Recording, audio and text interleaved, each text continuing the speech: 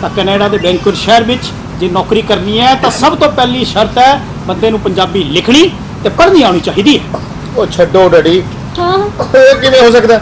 ਪੁੱਤਰ ਜੀ ਕੰਨੀ ਸੁਣੀ ਨਹੀਂ, ਅੱਖੀ ਦੇਖੀਆਂ ਗੱਲਾਂ ਨੇ। ਵੈਂਕੂਵਰ ਸ਼ਹਿਰ ਵਿੱਚ ਪੰਜਾਬੀਆਂ ਦੀ ਬਸੋ ਜ਼ਿਆਦਾ ਤੇ ਗਾਹਕ ਵੀ ਜ਼ਿਆਦਾ ਪੰਜਾਬੀ ਹੋਣਗੇ। ਜੇ ਕਿਸੇ ਸਟੋਰ 'ਚ ਜਾਂ ਬੈਂਕ 'ਚ ਨੌਕਰੀ ਕਰਨੀ ਹੋਵੇ ਤਾਂ ਪੰਜਾਬੀ ਲਿਖਣੀ ਤੇ ਪੜ੍ਹਨੀ ਆਉਣੀ ਚਾਹੀਦੀ। ਹੋਰ ਤਾਂ ਹੋਰ 에ਅਰਪੋਰਟ ਤੇ ਔਰ ਸਟੋਰਾਂ ਤੇ ਜਿਹੜੇ ਸਾਈਨ ਬੋਰਡ ਹੈ ਉਹ ਅੰਗਰੇਜ਼ੀ ਦੇ ਨਾਲ ਨਾਲ ਪੰਜਾਬੀ 'ਚ ਵੀ ਨੇ। ਕਮਾਲ ਦੀ ਗੱਲ ਹੈ ਡੈਡੀ, ਇਹ ਤਾਂ ਮੈਂ ਤੁਹਾਤੋਂ ਹੀ ਸੁਣਿਆ ਹੈ। ਇੱਥੇ ਆਪਣੀ ਕੈਪੀਟਲ ਦੇ ਵਿੱਚ ਤਾਂ ਪੰਜਾਬੀ ਦੇਖਣ ਨੂੰ ਨਹੀਂ ਮਿਲਦੀ। ਐਂ ਲੱਗਦਾ ਹੈ ਵੀ ਜਿਵੇਂ ਕਿਸੇ ਫੋਰਨ ਕੰਟਰੀ ਦੀ ਰਾਜਧਾਨੀ ਤੁਰੇ ਫਿਰਦੇ ਆ। ਹਾਂ ਸੱਚ ਡੈਡੀ, ਉਹ ਇੱਕ ਨੌਕਰ ਭੇਜਿਆ ਸੀ, ਹਾਂ ਆਇਆ ਕਿ ਨਹੀਂ? ਹਾਂ ਆ ਗਿਆ ਪੁੱਤਰ। ਆ ਗਿਆ। ਕਿਵੇਂ ਲੱਗਿਆ? ਕਿਵੇਂ ਲੱਗਿਆ? ਠੀਕ ਹੈ, ਮੈਂ ਸਾਰੀ ਗੱਲਬਾਤ ਕਰ ਲਈ ਹੈ। ਅੱਛਾ। ਬੰਦਾ ਵੀ ਚੰਗਾ ਹੈ। ਹਾਂ ਉਹਦੇ ਉਹ ਚੰਦਰ ਨੂੰ ਕਹਾਣੀਆਂ ਵੀ ਆਉਂਦੀਆਂ ਨੇ ਪੁੱਤਰ। ਕਿਹੜੀ ਕਹਾਣੀ ਆਉਂਦੀ ਨੇ ਦਾਦੂ ਜੀ? ਸੁਪਰਮੈਨ ਦੀ ਕਹਾਣੀ ਆਉਂਦੀ ਹੈ ਨਾ, ਸਪਾਈਡਰਮੈਨ ਦੀ। ओह ये तो तुसी उन्हें पूछ लियो।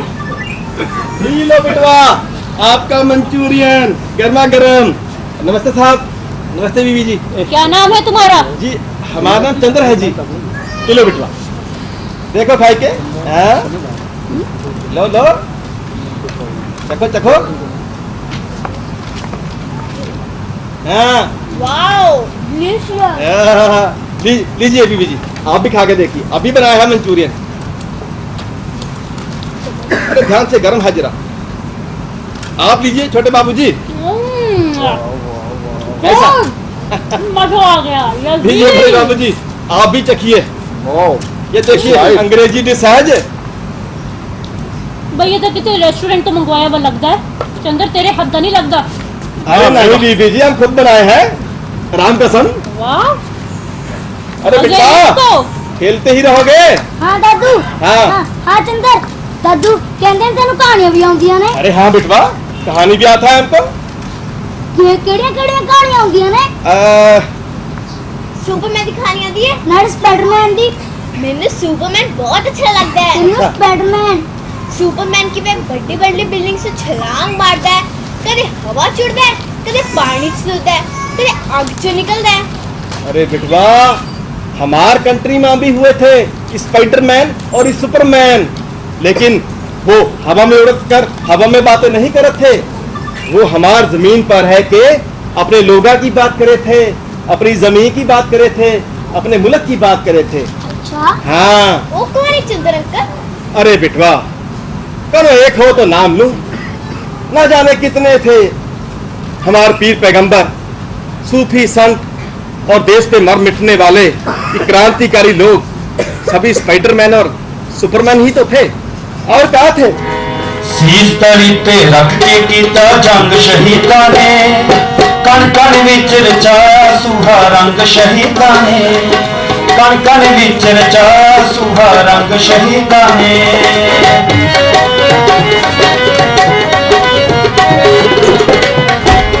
ਗੋਰੇ ਹਾਕਮ ਸੱਤ ਸਮੁੰਦਰੋਂ ਪਾਰ ਪਜਾਏ ਸੀ, ਝੂਠ ਫਾਂਸੀਆਂ ਚਿਰ ਤੋਂ ਸੁੱਤੇ ਲੋਕ ਜਗਾਏ ਸੀ, ਝੂਠ ਫਾਂਸੀਆਂ ਚਿਰ ਤੋਂ ਸੁੱਤੇ ਲੋਕ ਜਗਾਏ ਸੀ।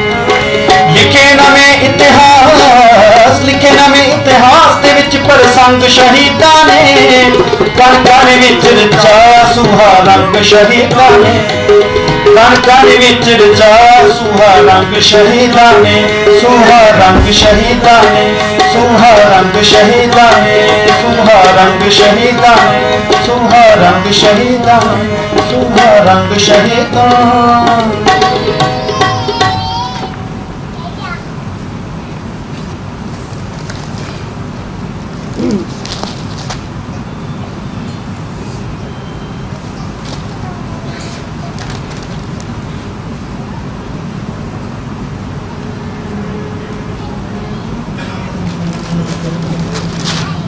छुट्टी वाले दिन सिर सूरज किड्डा चढ़िया है, हले सुत्ते फिरते ने। छुट्टी नूं तां ऐ सोचदे आ भी बस सुत्ते रहो। ओह अच्छा, मैं तो सोचा तू सुत्ता है। ना डैडी, सुता किथे, मैं तो छुट्टी वाले जॉब दिन तक घर के काम ही नहीं मुकते हैगे। नौकरी करने वाले बंदे दी भी कादी जिंदगी है। मैं तो भुल गई है ਤਾਤੋਂ ਨਹੀਂ ਕੋਈ ਕੰਮ ਹੁੰਦਾ ਜਦ ਦੇਖੋ ਸਵੇਰ ਦੇ ਅਖਬਾਰ ਵੱਲ ਚਿਮੜੇ ਹੋਏ ਮੈਂ ਕੱਲੀ ਸਵੇਰ ਦੀ ਕੰਮ ਕਰੀ ਜਾ ਰਹੀ ਹੈਗੀ ਐ ਅਖਬਾਰ ਤੋਂ ਸਿਵਾ ਕੋਈ ਕੰਮ ਨਹੀਂ ਹੈਗਾ ਤੁਹਾਨੂੰ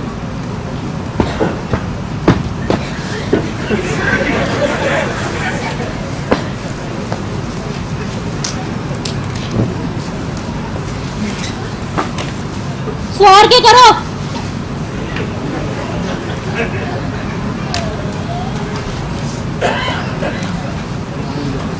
ਨੌਕਰੀ ਕਰਨ ਵਾਲੇ ਬੰਦੇ ਦੀ ਵੀ ਕਾਹਦੀ ਜ਼ਿੰਦਗੀ ਹੈ ਘਰ ਵੀ ਰੁਲ ਜਾਂਦਾ ਹੈ ਸੱਚੀ ਉਹ ਕੱਲੇ ਬੰਦੇ ਦੀ ਆਪਣਾ ਤਾਂ ਨੌਕਰੀ ਨਾਲ ਖੈਰ ਡੈਡੀ ਜੀ ਹੋਣਾ ਕਰਕੇ ਸਰੀ ਜਾਂਦਾ ਹੈ ਕਿਉਂ ਡੈਡੀ ਆਹੋ ਭਾਈ ਮੈਂ ਤਾਂ ਆਪਣਾ ਫਰਜ਼ ਪੂਰਾ ਕਰੀ ਜਾਂਦਾ ਡੈਡੀ ਉਹਦੇ ਤੇ ਜਸ਼ਨ ਨਹੀਂ ਦਿਖਦੇ ਕਿਤੇ। ਹਾਂ ਡੈਡੀ ਚੰਦਰ ਨਾਲ ਬਾਗ 'ਚ ਖੇਲਣ ਗਏ ਨੇ ਆਉਂਦੇ ਹੋਣਗੇ ਸੋਹਣਾ ਕੋਲ ਮਿਲ ਗਏ ਨੇ ਚੰਦਰ ਨਾਲ ਕਿਉਂ? ਬੱਚਿਆਂ ਨੂੰ ਕੀ ਚਾਹੀਦਾ ਉਹ ਕਦੀ ਉਹਨਾਂ ਨੂੰ ਨੂਡਲ ਬਣਾ ਦੂ ਕਦੀ 버ਗਰ ਤੇ ਕਦੀ ਪੀਜ਼ਾ ਤੇ ਕਦੀ ਕਦੀ ਉਹਨਾਂ ਨਾਲ ਕੰਪਿਊਟਰ ਤੇ ਲੱਗਿਆ ਰਹੂ ਅੰਨਾ ਕੀ ਮੰਗੇ ਦੋ ਅੱਖਾਂ ਹੋਰ ਨਿਆਣਿਆਂ ਨੂੰ ਕੀ ਚਾਹੀਦਾ ਉਹ ਤਾਂ ਤੁਹਾਡੀ ਗੱਲ ਠੀਕ ਹੈ ਡੈਡੀ ਪਰ ਕੀ ਡੀਅਰ ਉਪਰੇ ਬੰਦੇ ਤੇ ਭਰੋਸਾ ਵੀ ਤਾਂ ਨਹੀਂ ਕੀਤਾ ਜਾ ਸਕਦਾ ਨਾ ਤੁਸੀਂ ਅੱਜਕੱਲ ਦਾ ਜ਼ਮਾਨਾ ਤਾਂ ਵੇਖ ਹੀ ਰਹੇ ਹੋ ਕਿ ਕਿਹੋ ਜਿਹਾ ਹੈ ਗੱਲ ਤਾਂ ਠੀਕ ਹੈ ਤੇਰੀ।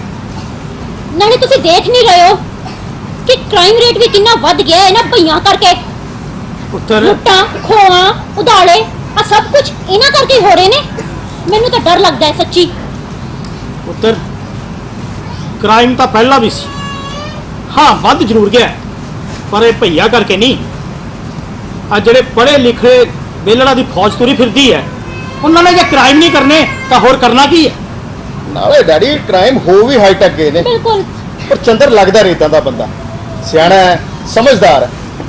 ਉਹ ਤਾਂ ਠੀਕ ਹੈ ਪੁੱਤਰ ਕਿਸੇ ਦੇ ਮੱਥੇ ਤੇ ਥੋੜੀ ਲਿਖਿਆ ਹੁੰਦਾ। ਇਹ ਤਾਂ ਸਾਹਮਣੇ ਬੈਠਣ ਵਾਲੇ ਦੀ ਔਰ ਸਾਹਮਣੇ ਵਾਲੇ ਦੀ ਲਿਆਕਤ ਚਾਹੀਦੀ ਹੈ ਉਸ ਨੂੰ ਸਮਝਣ अरे आओ बेटा आओ फटाफट आओ। ਹਾਂ ਆ ਗਏ हाँ, बाबूजी ये लेटर बॉक्स में कारण पड़ा था लिया मैनू दे जी ਆ ਲੈ ਪੁੱਤਰ ਦੇ ਇਹ ਕੀ ਹੈ अभी आता है दूध लेकर बैठो आराम से। ਕਿਸੇ ਦਾ ਗ੍ਰਹਿ ਪ੍ਰਵੇਸ਼ ਦਾ ਕਾਰਡ ਹੈ ਡੈਡੀ। ਡੈਡੀ ਮੈਨੂੰ ਇੱਕ ਗੱਲ ਨਹੀਂ ਸਮਝ ਆਉਂਦੀ ਕਿ ਆਮ ਤੌਰ ਤੇ ਇਨਵੀਟੇਸ਼ਨ ਕਾਰਡਾਂ ਤੇ ਲਿਖਿਆ ਹੁੰਦਾ ਹੈ ਕਿ ਗੁਰੂ ਗ੍ਰੰਥ ਸਾਹਿਬ ਦਾ ਭੋਗ ਪਵੇਗਾ। ਕੀ ਇਹ ਤੁਹਾਡੇ ਹਿਸਾਬ ਨਾਲ ਸਹੀ ਹੈ ਗੱਲ? ਸਹੀ ਕਾਹਨੂੰ ਹੈ ਪੁੱਤਰ ਹੋਣਾ ਤਾਂ ਚਾਹੀਦਾ ਸੀ ਸ਼੍ਰੀ ਅਖੰਡ ਪਾਠ ਸਾਹਿਬ ਜੀ ਦਾ ਭੋਗ ਪਰ ਹੁਣ ਹਾਰੇ ਆਪਣੇ ਆਪ ਨੂੰ ਬ੍ਰਹਮ ਗਿਆਨੀ ਸਮਝਦਾ ਹੈ ਬਿਜਲੀ ਦੇ ਗਲ ਘੰਟੀ ਕੌਣ ਬੰਨੇ ਆ ਪਿਛਲੇ ਐਤਵਾਰ ਮੈਂ ਕਿਸੇ ਭੋਗ ਤੇ ਗਿਆ ਤੇ ਉੱਥੇ ਭਾਈ ਜੀ ਅਰਦਾਸ ਕਰਦੇ ਕਹਿਣ ਫਲਾਣੇ ਸਿੰਘ ਜੀ ਰੱਬ ਵੱਲੋਂ ਬਖਸ਼ੀ ਉਮਰ ਭੁਗਤਦੇ ਆ ਉਹਨਾਂ ਦੇ ਚਰਨੀ ਜਾ ਬਿਰਾਜੇ ਨੇ ਉਦੋਂ ਤਾਂ ਮੈਂ ਕੁਝ ਬੋਲਿਆ ਨਹੀਂ ਪਰ ਲੰਗਰ ਛਕਣ ਤੋਂ ਬਾਅਦ ਮੈਂ ਕਿਹਾ ਭਾਈ ਜੀ ਹੈ ਤਾਂ ਗੁਸਤਾਖੀ ਪਰ ਉਮਰ ਭੁਗਤੀ ਨਹੀਂ ਜਾਂਦੀ ਬਤੀਤ ਕਰੀਦੀ ਹੈ ਭੁਗਤੀ ਦੀ ਤਾਂ ਸਜ਼ਾ ਹੁੰਦੀ ਹੈ ਉਹ ਡੈਡੀ ਜੀ ਇਹਨਾਂ ਨੂੰ ਪੁੱਛਦਾ ਵੀ ਕੋਈ ਨਹੀਂ ਹੈ ਇਹਨਾਂ ਗੱਲਾਂ ਕਰਕੇ ਉਹ ਪੁੱਛਣਾ ਕਿਨੇ ਹੈ ਐਵੇਂ ਲੱਗ ਗਿਆ ਫਿਰ ਤਾਤੇ ਮਾਤੇ ਜੇ ਕਰ ਤਾਤੀ ਬਾਤੇ ਵੀਰ ਤੁਹਾਨੂੰ ਇੱਕ ਵਾਰ ਯਾਦ ਹੈ ਲਾਸਟ ਈਅਰ ਦੀ ਗੱਲ ਹੈ ਜੂਨ ਦੀ ਸ਼ਾਇਦ ਤੁਸੀਂ ਮੈਂ ਤੇ ਨਾਲੇ ਸਾਡੇ ਜਵਾਕ ਅਸੀਂ ਸਾਰੇ ਜਣੇ ਦੀਵਾਨ ਤੇ ਗਏ ਸਾਧੂ ਜੀ ਮਹਾਰਾਜ ਜੀ ਦਾ ਆਪਣਾ ਮੇਲਾ ਉੱਥੇ ਲੱਗਿਆ ਹੋਇਆ ਸੀਗਾ ਹਜ਼ਾਰਾਂ ਦੀ ਤਾਦਾਦ ਦੇ ਵਿੱਚ ਸ਼ਰਧਾਲੂ ਬੈਠੇ ਸੀਗੇ ਤੇ ਸਾਧੂ ਜੀ ਮਹਾਰਾਜ ਕਹਿਣ ਲੱਗੇ ਸਾਧ ਸੰਗਤ ਜੀਓ ਜਦੋਂ ਗੁਰੂ ਨਾਨਕ ਦੇਵ ਜੀ ਉਦਾਸੀਆਂ ਤੇ ਜਾਣ ਲੱਗੇ ਤੇ ਗੁਰੂ ਨਾਨਕ ਦੇਵ ਜੀ ਦੀ ਮਾਤਾ ਜੀ ਬਹੁਤ ਹੀ ਉਦਾਸ ਹੋ ਗਈ ਤੇ ਉਹਨਾਂ ਨੂੰ ਹੌਸਲਾ ਦਿੰਦੇ ਹੋਏ ਉਹਨਾਂ ਦੇ ਪਿਤਾ ਕਹਿਣ ਲੱਗੇ ਕਿ ਭਲੀਏ ਲੋਕੇ ਉਦਾਸ ਨਾ ਹੋ ਤੇਰੇ ਪੁੱਤ ਨੇ ਮੁੜੇ ਆਉਣਾ ਹੈ ਤੂੰ ਚਿੰਤਾ ਕਾਹਨੂੰ ਕਰਦੀ ਹੈ ਫਿਕਰ ਕਾਹਨੂੰ ਕਰਦੀ ਹੈ ਦੇਖ ਤੂੰ ਸ਼੍ਰੀ ਗੁਰੂ ਗੋਬਿੰਦ ਸਿੰਘ ਜੀ ਵਾਲੇ ਜਿਨੇ ਆਪਣੇ ਜਿਗਰ ਦੇ ਟੁਕੜੇ ਸ਼ਹੀਦ ਕਰ ਦਿੱਤੇ ਕੌਮ ਲਈ ਤੇ ਸਾਧ ਸੰਗਤ ਪਤਾ ਕੀ ਕਹਿਣ ਲੱਗੀ ਸਾਧ ਸੰਗਤ ਤਾੜੀਆਂ ਤੇ ਉੱਠ ਕੇ ਆਏ ਲੱਗੀ ਕਰਨ ਜਕਾਰਾ ਬੁਲਾਉਣ ਲੱਗੀ ਲੈ ਨਾਲੇ ਮਜ਼ੇ ਵਾਲੀ ਗੱਲ ਦੇਖੋ ਕਿ ਸਾਰਾ ਪੰਡਾਲ ਜੈਕਾਰਿਆਂ ਨਾਲ ਗੂੰਜ ਰਿਹਾ ਸੀ ਨਾ ਕਿਸੇ ਨੇ ਕੁਝ ਕਿਹਾ ਨਾ ਹੀ ਕੋਈ ਇਤਰਾਜ਼ ਕੀਤਾ। ਉਹ ਪੁੱਤਰ ਰਾਣੀ ਨੂੰ ਅੱਗਾ ਟੱਕਣ ਨੂੰ ਕੌਣ ਕਹੇ ਜਦ ਰਾਹ ਦੱਸਣ ਵਾਲੇ ਗੁੰਮਰਾਹ ਹੋਏ ਫਿਰਨ ਫਿਰ ਖਲਕਤਰੇ ਦਾ ਭਟਕਣਾ ਹੀ ਹੋਇਆ ਹਾਂ ਇਹ ਤਾਂ ਹੈ ਡੈਡੀ है दादू जी बाहरली कंट्रीज ਦਾ ਮੌਜਾਂ ਹੀ ਮੌਜਾਂ ਨੇ ਕੈਨੇਡਾ ਵਾਲੇ ਭੂਆ ਨਹੀਂ ਦੱਸਦੇ ਨੇ ਹਾਂ ਡੈਡੀ, ਸੁਣਿਆ ਤਾਂ ਮੈਂ ਵੀ ਹੈ। ਉੱਥੇ ਸੜਕਾਂ ਤਾਂ ਵਧੀਆ, ਇੱਥੇ ਦੀ ਸੜਕਾਂ ਲੈ ਲਓ, ਟੋਏ ਐਡੇ ਨੇ ਚਾਹੇ ਬੰਦਾ ਡੁੱਬ ਜਾਵੇ। ਹਾਂ ਮੰਮੀ ਜੀ, ਕੈਨੇਡਾ ਵਾਲੇ ਭੂਆ ਵੀ ਕਹਿੰਦੇ ਸੀ ਉੱਥੇ ਖਾਣ ਨੂੰ ਪੀਜੇ 버ਗਰ ਤੇ ਪੀਣ ਨੂੰ ਕੋਕ, ਇੱਥੇ ਹੋਈ ਸਾਗ ਤੇ ਮੱਕੀ ਦੀ ਰੋਟੀ ਦੁੱਧ। ਯਾਰ ਮੈਂ ਤਾਂ ਚਾਹੁੰਦੀ ਹਾਂ ਕਿ ਆਪਣੇ ਵੀ ਦੋਵੇਂ ਬੱਚੇ ਫੋਰਨ 'ਚ ਸੈਟਲ ਹੋ ਜਾਣ। ਇੱਥੇ ਕੀ ਰੱਖਿਆ ਹੈ ਇੰਡੀਆ 'ਚ? ਇੱਥੇ ਤਾਂ ਇਹਨਾਂ ਦਾ ਫਿਊਚਰ ਵੀ ਡਾਰਕ ਹੀ ਡਾਰਕ ਹੈ। ਇਹ ਚਲੇ ਜਾਣਗੇ ਤੇ ਨਾਲ ਹੀ ਅਸੀਂ ਵੀ ਚੱਲ ਜਾਾਂਗੇ। ਪੁੱਤਰ, ਉਹਨਾਂ ਕੰਟਰੀਆਂ 'ਚ ਤਾਂ ਫਿਊਚਰ ਆਪੇ ਬ੍ਰਾਈਟ ਹੋਣਾ ਹੋਇਆ। ਜਿੰਨੀ ਉਹਨਾਂ ਕੰਟਰੀ ਦੀ ਆਬਾਦੀ ਹੈ ਉਨੀ ਤਾਂ ਸਾਡੇ ਦੇਸ਼ ਦੀ ਸਰਕਾਰ ਉਹਨੇ ਲੋਕਾਂ ਨੂੰ ਜੇਲ੍ਹ 'ਚ ਬੈਠਿਆਂ ਨੂੰ ਰੋਟੀ ਦੇਈ ਜਾਂਦੀ ਹੈ। ਨੀਤਾਂ ਨੂੰ ਮੁਰਾਦਾਂ ਹੁੰਦੀਆਂ ਨੇ। ਪਹਿਲੀ ਗੱਲ ਤਾਂ ਸਰਕਾਰ ਦੀ ਨੀਤ ਹੀ ਨਹੀਂ ਕੰਮ ਕਰਦੀ। ਜੇ ਕਿਤੇ ਸੜਕਾਂ ਬਾਗ ਬਗੀਚੇ ਬਣਾ ਵੀ ਦਿੰਦੇ ਨੇ ਤੇ ਸਾਡੀ ਨੀਤ ਨਹੀਂ ਸੰਭਲਦੀ। ਘਰ ਦਾ ਕੂੜਾ ਇਕੱਠਾ ਕਰਕੇ ਸੜਕ ਤੇ ਢੇਰ ਲਾ ਦੂਗੇ। ਜੇ ਕੋਈ ਬਾਹਲਾ ਹਿੰਮਤੀ ਹੋਊ, ਲਿਫਾਫੇ 'ਚ ਕੂੜਾ ਇਕੱਠਾ ਕਰਕੇ ਨਾਲ ਦੇ ਬਾਗ 'ਚ ਜਾ ਮੰਗਾ आपे संभे सकते। अरे बड़े बाबूजी, ये अपने मुल्क का छोड़कर फॉरेन कंट्री चले जाने से प्रॉब्लम का हल नहीं होने वाला है। अगर हमारे देशभक्तन लोग चंद्रशेखर आजाद, भगत सिंह की भी अपने फ्यूचर के वास्ते फॉरेन कंट्री चले जाते तो हमारा मुल्क कभी आजाद नहीं हो सकता था। अरे बाबूजी, हमें पता चला था हमारे दादा से कि वहाँ से विदेशों से बहुत बड़े बड़े कुर्बानियों वाले लोग यहाँ आए थे गदर पार्टी के नाम से, और आजकल वही बच्चा लोग बाहर जाने की बात करते हैं। अरे बाबूजी, अगर हमारा देशभक्तन लोग भी बाहर जाते ना अपना फ्यूचर ब्राइट करने के लिए तो हमार कंट्री का फ्यूचर कभी ब्राइट नहीं हो सकता था। ये अलग बात है कि ब्राइट हुआ या नहीं हुआ। आज सानू केड़ी कहानी सुनाओगे चंद्र अंकल?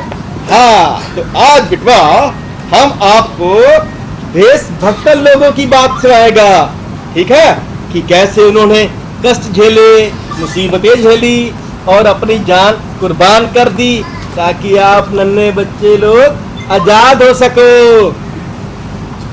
भगत सिंह? हाँ। चलो ठीक है, चंद्र अंकल सुनाओ भगत सिंह की कहानी। हाँ बिटवा, आज हम तुम्हें सुनाने वाले थे भगत सिंह की कहानी। तो सुनो बेटा ध्यान से, हाँ ध्यान लगा के सुनना बिटवा। ऐसा था बिटवा कि जब तुम और हम पैदा नहीं हुए थे ना तो हमार मुल्कवा गुलाम था। तो बहुत से जो जोश वाले लोग थे उन्होंने कहा कि नहीं भाई, हम तो ये अंग्रेजों ने जिन्होंने हमारे मुल्क पर कब्जा किए था ना, कि उसको धक्के मारकर बाहर निकालेंगे मुल्क से। और ऐसे में भगत सिंह जो था, उसके पिताजी, उसके दादाजी, उसके चाचा जी, वो सभी देशभक्तन लोग थे। वो सभी काम करत रही कि हम अपने देश को आजाद करवाएंगे। तो बिटवा हम कह सकते हैं कि जो भगत सिंह थे इनको आजादी का, देशभक्ति का जज्बा अपने परिवार वालों से मिला। और ऐसा किया फिर भगत सिंह ने, बड़े बड़े काम किए उसने छोटी सी आयु में। अरे बिटवा ध्यान से सुनो ना, छोटी सी आयु में भगत सिंह ने एक अंग्रेज अफसर का गोली मारी। आप तो जानते हैं, हाँ। सैंडर्स को मारी। और उसके बाद अंग्रेजों की एक बहुत बड़ी कॉन्फ्रेंस हो रही थी, उसको असेंबली कह रहे थे उस समय। असेंबली में एक बम फेंका और बम फेंका, हाँ, लेकिन एक बात है बिटवा, भगत सिंह में जोश के साथ साथ होश भी बहुत रही। हाँ, जितनी दलेरी के साथ बड़े बाबूजी भगत सिंह ने हथियार उठाया ना, उतनी ही हिम्मत से कलम का इस्तेमाल भी किया। जिवें श्री गुरु गोबिंद सिंह जी ने एक हाथ नाल तलवार वाही, दूजे नाल कलम चलाई। बिल्कुल, भगत बहुत बड़े योद्धा तो थे ही, साथ में बिटवा वो एक हंसमुख और जिंदा दिल इंसान भी थे। और वो कभी कभी शरारत भी किया करते थे बड़े बाबूजी। अब मैं आपको एक दफा की बात बताता हूँ। क्या हुआ, सुनो बिटवा।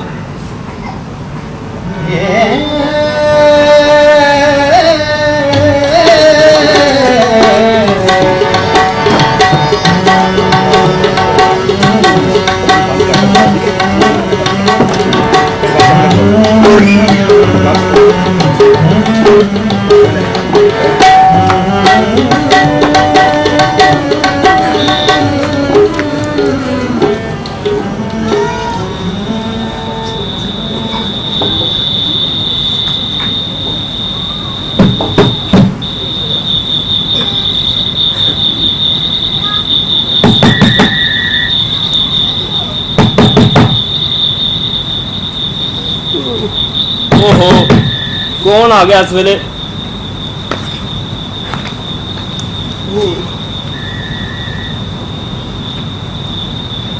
ਉਹ ਤੁਸੀਂ ਹੋ?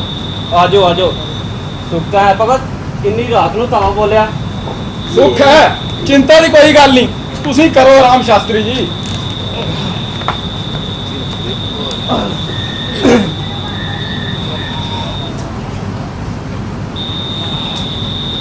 ਆ ਦੇਖਦਾ ਕਿਵੇਂ ਪੈ ਗਿਆ ਚੌੜਾ ਹੋ ਕੇ ਮੰਜੇ ਤੇ।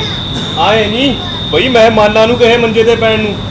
ਕੋਈ ਨਹੀਂ, ਕਰਦੇ ਕੋਈ ਹੀਲਾ। ਗਰਮੀ ਜ਼ਿਆਦਾ ਨਹੀਂ ਅੱਜ? ਗਰਮੀ ਤਾਂ ਹੈ। ਹੌਲੀ ਬਹੁਤ ਸੁਖਦੇਵ, ਕਿਤੇ ਸ਼ਾਸਤਰੀ ਜੀ ਦੀ ਨੀਂਦ ਨਾ ਖਰਾਬ ਹੋ ਜਾਏ। ਉਹ ਤੁਸੀਂ ਆਰਾਮ ਨਾਲ ਸੌਵੋ ਸ਼ਾਸਤਰੀ ਜੀ। ਸੁਖਦੇਵ, ਸ਼ਾਸਤਰੀ ਜੀ ਬਹੁਤ ਵਧੀਆ ਇਨਸਾਨ ਨੇ, ਮਹਿਮਾਨ ਦੀ ਬੜੀ ਇੱਜ਼ਤ ਕਰਦੇ ਨੇ। ਹਾਂ ਹਾਂ ਬਿਲਕੁਲ। ਤੁਸੀਂ ਆਰਾਮ ਨਾਲ ਸੋਵੋ ਸ਼ਾਸਤਰੀ ਜੀ। ਹਾਂ ਹਾਂ ਸ਼ਾਸਤਰੀ ਜੀ। ਆਰਾਮ ਨਾਲ ਸੋਵੋ ਸ਼ਾਸਤਰੀ ਜੀ। ਸੌਂ ਜਾਓ ਸ਼ਾਸਤਰੀ। ਸੌਣ ਵੀ ਦਿੰਦੇ, ਅੱਧੀ ਰਾਤ ਨੂੰ ਆਉਂਦੇ। ਚਲੋ ਸੌ ਜਾਓ, ਆਰਾਮ ਨਾਲ ਸੌ ਜਾਓ ਸ਼ਾਸਤਰੀ। ਛੱਡ ਮੈਂ ਥੱਲੇ ਸੋਏਗਾ। ਦੇਖਿਆ ਸੁਖਦੇਵ, ਮੈਂ ਕਿਹਾ ਸੀ ਨਾ, ਸ਼ਾਸਤਰੀ ਜੀ ਬਹੁਤ ਵਧੀਆ ਆਦਮੀ ਨੇ, ਭਲੇ ਇਨਸਾਨ। ਕਿੰਨੇ ਨੇਕ ਦਿਲੇ ਸ਼ਾਸਤਰੀ ਜੀ। ਇਹਨਾਂ ਤੋਂ ਸਾਡੀ ਤਕਲੀਫ ਬਰਦਾਸ਼ਤ ਨਹੀਂ ਹੋਈ। ਸ਼ਾਸਤਰੀ ਜੀ ਬਿਲਕੁਲ ਹੀ ਬਰਦਾਸ਼ਤ ਨਹੀਂ ਕਰ ਸਕਦੇ ਵੀ ਮਹਿਮਾਨ ਨੂੰ ਕਿਸੇ ਕਿਸਮ ਦੀ ਸੁਵਿਧਾ ਹੋਵੇ। ਤਾਂ ਹੀ ਤਾਂ ਵਿਛੀ ਵਿਛਾਈ ਮੰਜੀ ਸਾਡੇ ਲਈ ਛੱਡ ਕੇ ਖੁਦ ਜ਼ਮੀਨ ਤੇ ਜਾ ਪਏ ਨੇ। ਵਾਕਈ ਮਹਾਨ ਇਨਸਾਨ ਨੇ ਸ਼ਾਸਤਰੀ ਜੀ ਤਾਂ। ਉਹ ਮਹਾਨਾਂ ਵਰਗੇ ਮਹਾਨ। ਬੰਦ ਕਰ ਬਕਵਾਸ। ਇੱਕ ਤਾਂ ਮੇਰੀ ਮੰਜੀ ਖੋ ਕੇ ਮੈਨੂੰ ਭੁੰਜੇ ਜ਼ਮੀਨ ਤੇ ਪੈਣ ਲਈ ਮਜਬੂਰ ਕਰਤਾ, ਉੱਤੋਂ ਮੇਰੇ ਖਿਲੀ ਉਡਾਉਂਦੇ ਨੇ। ਸ਼ਰਮ ਤਾਂ ਨਹੀਂ ਆਉਂਦੀ? ਚੁੱਪਚਾਪ ਸੌ ਜਾਓ, ਨਹੀਂ ਤਾਂ ਦੋਵਾਂ ਨੂੰ ਬਾਹਰ ਕੱਢ ਦੂੰਗਾ। ਸ਼ਾਸਤਰੀ ਦਾ ਗੁੱਸਾ ਬਿਲਕੁਲ ਜਾਇਜ਼ ਹੈ ਸੁਖਦੇਵ। ਬਿਲਕੁਲ ਜਾਇਜ਼ ਆ। ਜੇ ਮਨੁੱਖ ਹੱਥੋਂ ਮਨੁੱਖ ਦੀ ਲੁੱਟ ਬੰਦ ਹੋਣੀ ਚਾਹੀਦੀ ਆ, ਤਾਂ ਇਨਸਾਨ ਹੱਥੋਂ ਇਨਸਾਨ ਦਾ ਪਰੇਸ਼ਾਨ ਹੋਣਾ ਵੀ ਬੰਦ ਹੋਣਾ ਚਾਹੀਦਾ ਹੈ। ਸਮਾਜਵਾਦ ਵੀ ਇਹੀ ਕਹਿੰਦਾ, ਜੇ ਸਭ ਦੇ ਸੁੱਖ ਬਰਾਬਰ ਹੋਣੇ ਚਾਹੀਦੇ ਆ ਤਾਂ ਤਕਲੀਫਾਂ ਵੀ ਇੱਕੋ ਸਾਰ ਹੋਣੀ ਚਾਹੀਦੀਆਂ। ਜਾਂ ਤਾਂ ਸਾਰੇ ਮੰਜੇ ਤੇ ਸੌਣ, ਜਾਂ ਥੱਲੇ ਭੁੰਜੇ ਜ਼ਮੀਨ ਤੇ। ਹੁਣ ਤਾਂ ਠੀਕ ਆ ਸ਼ਾਸਤਰੀ ਜੀ। ਨਾਲੇ ਸਮਾਜਵਾਦ ਦੀ ਸ਼ੁਰੂਆਤ ਘਰ ਚੋਂ ਹੋਣੀ ਚਾਹੀਦੀ ਆ। ਨਾਲੇ ਹੁਣ ਆਪਾਂ ਸਭ ਬਰਾਬਰ। ਹਾਂ। ਇਨਕਲਾਬ ਜ਼ਿੰਦਾਬਾਦ। Yeah.